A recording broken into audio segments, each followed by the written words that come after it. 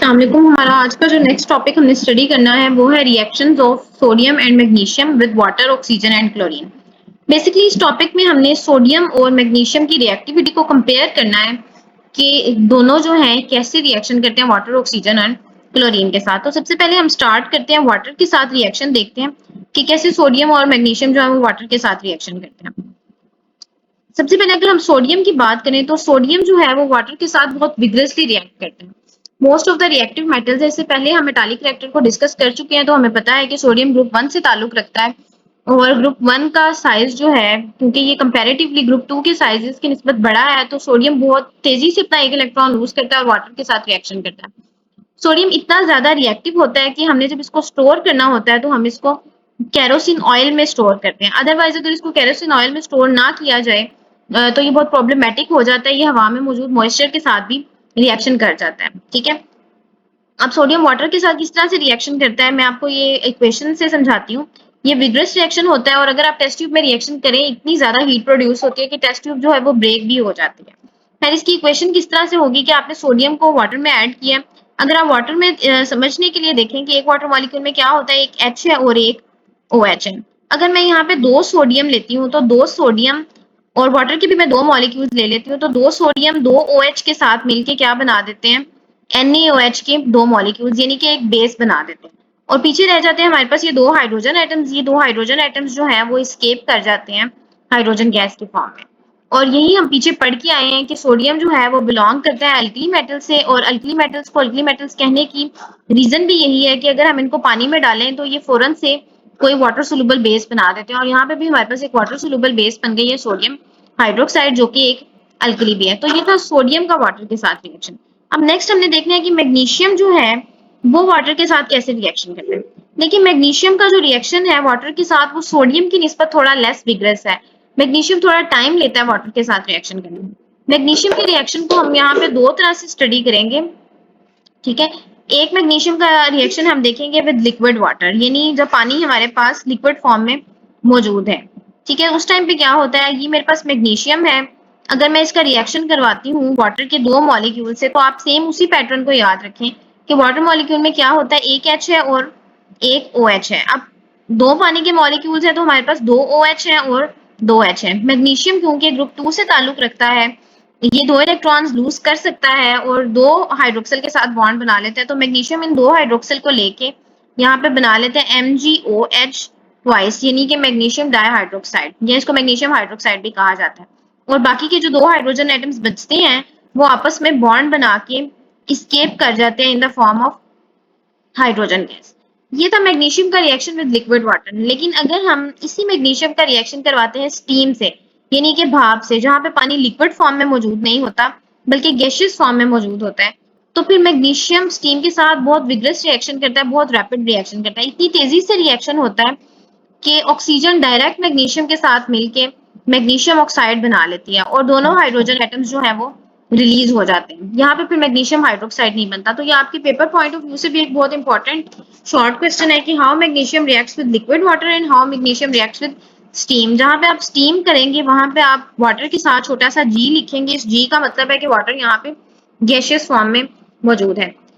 अच्छा, इसके बाद जो हमने नेक्स्ट रिएक्शन देखना था वो हमने देखना है reaction of sodium and magnesium with oxygen. ठीक है, तो अब ऑक्सीजन के साथ देखते हैं कि ये दोनों कैसे रिएक्शन करते हैं। इसमें भी पहले हम सोडियम का रिएक्शन देख लेते हैं। के साथ 2 तरह से रिएक्शन करता है, एक है लिमिटेड सप्लाई में और एक एक्सेस सप्लाई में। तो हम दोनों इक्वेशंस को कंपेयर करेंगे और ये समझने की कोशिश करेंगे कि हमें कैसे पता चलेगा कि यहाँ पे ऑक्सीजन एक्सेस में है और कहाँ पे ऑक्सीजन लिमिटेड सप्लाई में मौजूद है। तो पहले तो मैं आपको ये बताती हूँ कि जब लिमिटेड सप्लाई में आप लेंगे तो आप क्या रिएक्टेंट्स के अमाउंट लेंगे और एक्सेस में लेंगे तो क्या अमाउंट लेंगे। फिर उसके बाद हम देखेंगे कि हमारे पास प्रोडक्ट क्या बनती है। देखिए, अगर एक्सेस सप्लाई ऑफ ऑक्सीजन है तो मैं क्या कहूंगी कि मेरे पास 2 सोडियम एटम है जो रिएक्शन कर रहे हैं एक ऑक्सीजन गैस के साथ। और जब लिमिटेड सप्लाई है तो तब मैं कहूंगी कि मेरे पास 4 सोडियम एटम्स है जो रिएक्ट कर रहे हैं एक ऑक्सीजन गैस के मॉलिक्यूल के साथ। अब यहाँ पे ऊपर वाली इक्वेशन में एक्सेस कैसे है और नीचे लिमिटेड कैसे, इसको आप इस तरह समझे कि मेरे पास एक बर्गर है और वो बर्गर यहाँ पे क्या है, वो ऑक्सीजन है। एक्सेस सप्लाई में मैंने उस बर्गर को 2 इक्वल पार्ट्स में डिवाइड करना है। ठीक है, और लिमिटेड सप्लाई में मैंने उसी बर्गर को 4 इक्वल पार्ट्स में डिवाइड करना है। तो यहाँ पे जो पार्ट्स हैं वो छोटे होंगे एक बर्गर 4 लोगों में डिवाइड हो रहा है तो लिमिटेड सप्लाई हो गई, और अगर वही एक बर्गर 2 लोगों में डिवाइड हो रहा है तो एक्सेस सप्लाई है। अब हम प्रोडक्ट को देखते हैं। हम कहते हैं कि जब एक्सेस सप्लाई ऑफ ऑक्सीजन होती है तो ऑक्सीजन का आपस में O और O का जो आपस में सिग्मा बॉन्ड है वो नहीं टूटता, बल्कि ऑक्सीजन क्या करते हैं, दोनों सोडियम के साथ बॉन्ड बना लेते हैं और हमारे पास कंपाउंड बनता है Na2O2। ऐसा कंपाउंड जिसमें ऑक्सीजन की ऑक्सीडेशन स्टेट -1 हो, जिस अगर आप यहाँ पे ऑक्सीडेशन स्टेट चेक करें, सोडियम ने तो एक इलेक्ट्रॉन लूज किया, उसकी ऑक्सीडेशन स्टेट +1 है और ऑक्सीजन की क्या है -1। तो ऐसे कंपाउंड जहाँ पे ऑक्सीजन की ऑक्सीडेशन स्टेट -1 हो उनको पर ऑक्साइड कहते हैं। तो ये मेरे पास यहाँ पे बना है सोडियम पर ऑक्साइड। बेसिकली ये कंपाउंड बना क्यों है, देखिए ऑक्सीजन हमारे पास बहुत एक्सेस सप्लाई में मौजूद था, ठीक है। ये ऑक्सीजन का एक मॉलिक्यूल है जिसमें क्या था, 2 ऑक्सीजन एटम्स ने आपस में बॉन्ड बनाया हुआ था।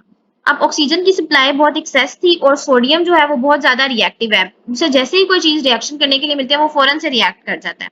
तो सोडियम यहाँ पे क्या करता है, इनका ये पाई बॉन्ड आपस में टूटता है और एक सोडियम जो है वो अपना एक इलेक्ट्रॉन लूज करके इस ऑक्सीजन को दे देता है, सोडियम के ऊपर पॉजिटिव चार्ज आ जाता है, और दूसरा सोडियम जो है अपना एक इलेक्ट्रॉन लूज करके इस ऑक्सीजन एटम को दे देता है और इसके ऊपर नेगेटिव चार्ज आ जाता है और सोडियम के ऊपर क्या आ जाता है, पॉजिटिव चार्ज। तो इस तरह ये दोनों सोडियम इन दोनों ऑक्सीजन के साथ आयनिक बॉन्ड बना लेते हैं और ये जो ऑक्सीजन का एक सिग्मा बॉन्ड है वो कायम रहता है और जो पाई बॉन्ड है वो टूट जाता है। तो हमारे पास इस तरह से इस कंपाउंड की फॉर्मेशन होती है Na2O2। इसको हम क्या कहते हैं, सोडियम पर ऑक्साइड। और ये कंपाउंड तब बनेगा जब ऑक्सीजन की सप्लाई बहुत ज्यादा होगी, ऑक्सीजन जो है आपस का बॉन्ड नहीं तोड़ेगा। लेकिन अगर यही reaction limited supply of oxygen में हो तो फिर क्या होता है, 2 सोडियम मिलके ऑक्सीजन एक ऑक्सीजन के साथ बॉन्ड बनाते हैं और हमारे पास कंपाउंड आता है Na2O, ठीक है। और इसके हमारे पास 2 मॉलिक्यूल्स बनते हैं। यहाँ पे बेसिकली क्या होता है कि ऑक्सीजन और ऑक्सीजन का जो आपस के ये दोनों बॉन्ड्स हैं, ये दोनों बॉन्ड्स टूट जाते हैं, 2 सोडियम इलेक्ट्रॉन लूज करके एक ऑक्सीजन को देते हैं, ठीक है। क्योंकि 2 सोडियम 2 इलेक्ट्रॉन्स लूज करेंगे और एक ऑक्सीजन अकेला दोनों इलेक्ट्रॉन्स ले सकता है। तो यहाँ पे 2 सोडियम और एक ऑक्सीजन के दरमियान आयोनिक बॉन्ड बनता है, ठीक है। सोडियम और मैग्नीशियम का रिएक्शन क्लोरीन के साथ, दोनों मेटल्स क्लोरीन के साथ रिएक्शन करने के बाद सोल्यूबल साल्ट्स की फॉर्मेशन करते हैं, यानी ऐसे साल्ट्स जो पानी में हल हो जाते हैं।